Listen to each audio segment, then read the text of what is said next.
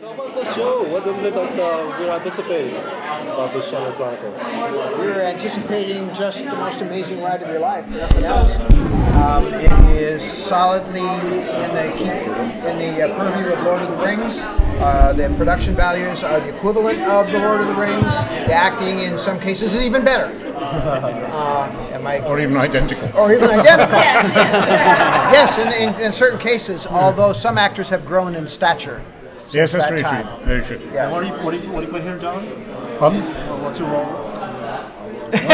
He's gone from. I think I may have to repeat myself on this one. Yes. Gentlemen, I have a public announcement to make.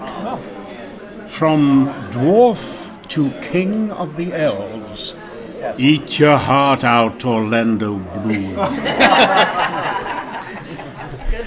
Forgive me, that is not the first time it's been said today. It's good. It's good every time. Very good. And the elves are not tiny people; they're big people like us.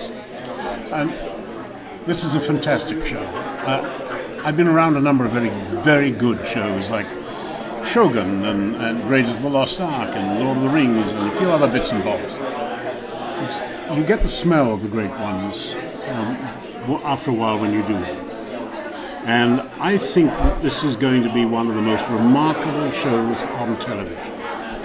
What it has is the big screen qualities that you expect, from one of those epic Lord of the Rings shows. And I think it's going to be directly comparable in terms of complexity and seductiveness. The casting on this is brilliant. They're all eye candy, but here's the difference: they're eye candy with real acting talent as well. It's a fantastic show, and it starts off, of course, with a very strong and good literary work. But the translation is I think probably even exceeds that. Yes, I kept thinking when I was watching the episodes evolve, the writers had my permission to invent and change and move, because we know it's an adaptation, it's got to change. And much of what they did, I thought to myself, I could have written it that way. That would have been all right. That's another way to go. And that was very rewarding to see it come off as an alternative that really was a solid alternative and not just something slapped together. Yeah. But emotionally, for you, watching this world come to life, the world you've lived with for decades, what is your sort of emotional response to this? The easiest way to explain that is to tell you that I wrote that book a long time ago. I let go. I let go of that a long time ago. And for me as a book writer, I'm always working ahead. So I am, 20 some books ahead of that book on a new book, and I'm writing something new right now. So I'm in the book. I'm in right now. And I can be excited about the adaptation without being critical. And that's what I was able to do, mostly because there wasn't anything about it that I found troubling or a violation of the trust that my readers put in me.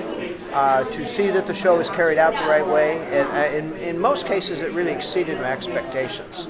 I mean, having John in that show was a huge plus as far as I was concerned. The young actors are great, but you need to have that gravitas, don't you? And that was what Sir Ian McKellen brought to Lord of the Rings. You need that, and he brings that to this show. Speaking of which, your back catalog is obviously quite extensive. What is it about this show that feels different than what you've done before? Well, to be honest with you, I'm not really fond of fantasy. I tend to be more a strict sci-fi guy. So I was a little bit leery about this, but it won me over. The books won me over. And it's extraordinary because when you do a show, you think, if I was producing it, I wouldn't have done that. Really? That's an odd choice. Or that's weak casting there. Or please, somebody direct it there.